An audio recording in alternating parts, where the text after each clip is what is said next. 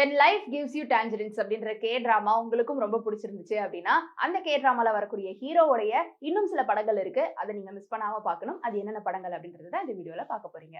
கிம் Shawn ஹோகே இவர் தான் இந்த படத்துடைய ஹீரோ. அதாவது செகண்ட் ஹீரோ அப்படின்னு சொல்லலாமா? அதாவது அம்மாக்கு ஒரு ஹஸ்பண்ட் இருப்பாங்க இல்லையா, குழந்தைக்கு வரக்கூடிய அந்த ஒரு ஹீரோ. அம்மாவுடைய ஹஸ்பண்டும் அவங்களுடைய கதையில ஹீரோ தான். பொண்ணுடைய ஹஸ்பண்டா இல்ல பார்ட்னரா வரக்கூடிய இந்த ஒரு பர்சன் வந்துட்டு இந்த கதையில ஒரு ஒரு ஆடட் அட்வான்டேஜ் அப்படின்னே சொல்லலாம். பிகாஸ் நிறைய பர்சன்ஸ் வந்துட்டு போயிட்டு இருந்தாலும் கடைசியில இவர் வந்து அந்த ஹீரோயினோட ஹார்ட்டை வந்து கொள்ளையடிச்சிட்டு பாக்குறவங்களுடைய ஹார்ட்டையும் கொள்ளையடிச்சிட்டு இருப்பாரு. இவருடைய படங்கள் வந்துட்டு இன்னும் நிறைய இருக்கு. அதுல முக்கியமா நம்பர் 1 என்னன்னு பாத்தீங்கன்னா ஹோம் டவுன் சாச்சா சா 2021 வெளியான இந்த ஒரு திரைப்படம். முக்கியமா நெட்ஃபிளிக்ஸ்ல தான் நான் சொல்ல போற எல்லா திரைப்படங்களுமே இருக்கு. சோ இந்த ஹோம் டவுன் சாச்சா சா பார்க்கலாம். இதுவும் ஆப்வியஸ்லி ஒரு காதல் கதை தான். ஒரு டாக்டரை வந்துட்டு லவ் பண்ணுவார் இவரு.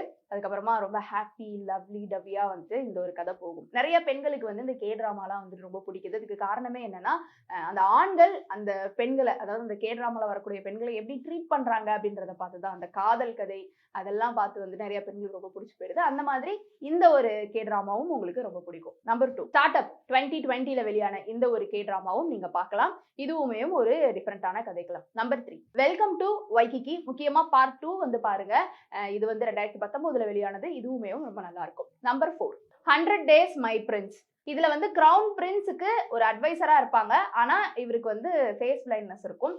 ஸோ இதுக்குள்ளேயும் சில காதல்லாம் வரும். இந்த மாதிரியான ஒரு கதைக்களம் தான் இது. நம்பர் 5 ஸ்ட்ராங்கஸ்ட் டெலிவரி மேன் 2017 வெளியானது. இதுவுமே அப்பாவுடைய சொத்தெல்லாம் விட்டுட்டு தானாவே முயற்சி பண்ணி ஜெயிக்கணும் அப்படின்னு நினைக்கிற ஒரு பையனுடைய கதை. இதுலயும் இந்த ஹீரோ தான் நடிச்சிருக்காரு. ஸோ இந்த 5 முக்கியமான கே டிராமா நீங்க வந்து நெட்ஃபிளிக்ஸ்ல பார்க்கலாம். உங்களுக்கு இந்த லைஃப் கிவ்ஸ் யூ டான்ஜரன்ஸ் பிடிச்சிருந்துச்சுன்னா, அந்த ஹீரோவை பிடிச்சிருந்துச்சுன்னா இதுவுமே பிடிக்கும். இந்த வீடியோ உங்களுக்கு பயனுள்ளதா இருந்தா அப்படின்ற உங்களுடைய கருத்துக்களை கீழே வந்து கமெண்ட் பாக்ஸ்ல ரியா என் கூட ஷேர் பண்ணுங்க.